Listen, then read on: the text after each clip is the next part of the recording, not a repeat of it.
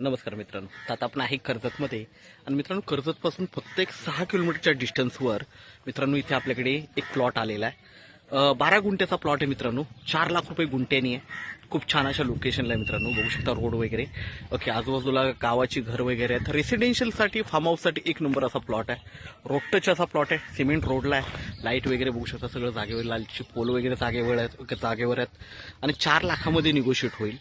इकडे बघू शकता पाण्याची काहीच कमतरता नाही. बघू शकता इकडे भात शेती पण 12 महिने होते.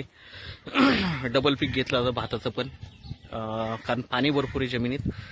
प्लॉट बघूया. 12 गुंठ्याचा प्लॉट आहे. 4 लाख रुपये गुंठ्याने निगोशिएट होईल.